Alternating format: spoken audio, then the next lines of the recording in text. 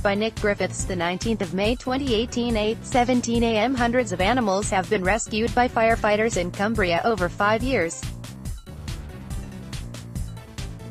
Household pets, livestock, wild animals and even birds have been freed by crews deployed to their aid. Across England, there were more than 23,000 callouts to save animals between April 2012 and March 2017, an average of more than 4,500 a year. The figures emerged just over a week after a rescue in Cumbria in which 4 reptiles were rescued from a flat, with one given oxygen. Ed Burrows is a watch manager who deals with operational training at Cumbria Fire and Rescue Service. "Because we are rural county, we get a lot of animal rescues," said Mr. Burrows. "We get a lot of cows in trouble and get a fair few horses as well. We get livestock moving on the roads. We've had it when we've had sheep and pigs on the motorway."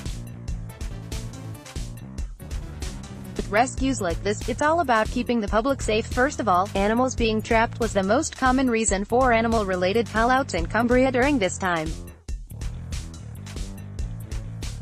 Other reasons included animals being stuck in water or mud or rescued from a height, or calls for assistance with lifting heavy animals.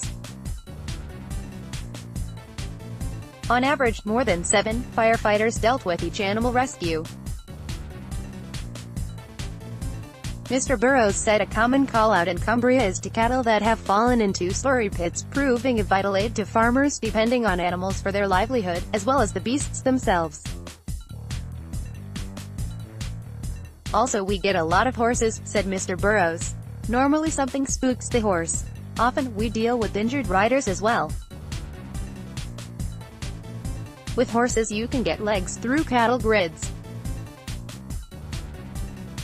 We rescue domestic pets as well. We get dogs down holes. We also assist the RSPCA, for instance with birds stuck in netting on rooftops. We went to one where there was a hamster underneath a house. The pet had got trapped after going through a water main. We just used one of our air canisters to blow air in to scare it out the other end," he added. "Occasionally we get a cat up a tree. I think people panic and call us sometimes rather than waiting a few hours. Normally they will calm down. But if there was an emergency that was more safety critical, we would go to that and come back to the animal rescue. The service has specialists equipment and firefighters get training in how to safely handle animals." Mr. Burrows said, "The public don't have the right facilities or training or knowledge to move a trapped animal quickly. We won't put ourselves at risk, but we have particular training techniques to make sure we stay safe and assist members of the public. Animals are often in distress when trapped. It can be a very dangerous situation for us," said Mr. Burrows. "There is a chance of getting kicked by a horse. If we do get kicked, it could be fatal. It is just trying to keep the risk to a minimum. Farming equipment might be used to lift heavy animals at the scene, to which the fire service's own specialist equipment, such as harnesses, are attached. Operations can take some time. We have had numerous cows in a slurry pit in an operation that's taken 3 or 4 hours," said Mr. Burrows. "On average, these rescues take about an hour." He urged common sense and for people to follow the countryside code, including making sure gates were closed so animals did not escape. "If you do see an animal in distress, don't approach it.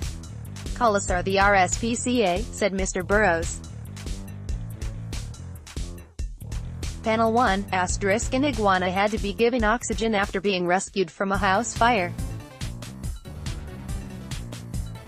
Firefighters attended a flat on Hartington Street, Barrow, after a small fire broke out in an enclosure also containing 3 snakes.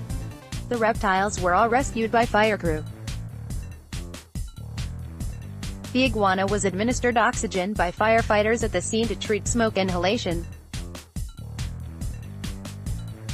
Firefighters were called to a house in Carlisle, to rescue a cat that had got stuck in a stair lift. On arrival, the crews found that the animal's tail had got stuck in the machine. The house was in Kent Crescent, Upperby. A fire service spokesman said, crews released the cat from the stairlift and the cat was then checked over by a vet. Firefighters were called out to an incident involving endangered livestock in Walney Channel at Barrow. About 18 sheep escaped from a farm before walking south along the channel while the tide was out. Fire crews were able to rescue 3 sheep, but as the tide came back in, 15 sheep are believed to have drowned. Full-time crews from Barrow and Ulverston and Walney's on-call unit attended the incident. The RSPCA were also there. Panel 2A spokeswoman for the RSPCA said that fire services often use the incidents for training purposes. She said, the RSPCA works very closely with the emergency services and the charity is always very grateful for any help it receives from them. Last year the RSPCA was called to collect or rescue 114,584 animals. In situations where RSPCA officers are unable to reach an animal that is trapped or injured, the animal charity can request the help of the fire and rescue service, though it is entirely up to them whether or not they attend. Some fire crews use animal rescues for training, but emergencies involving people will always take priority. In some cases, crews attend to minimize the risk of members of the public attempting to carry out rescues themselves and potentially putting themselves in danger. Panel 3 * the rescue of a cat from an extractor fan in a Darlington pizza shop. The extraction of an 8-foot-long boa constrictor called Billy from a gas fireplace in Lincolnshire, * helping a puppy escape from the mechanism of a reclining chair.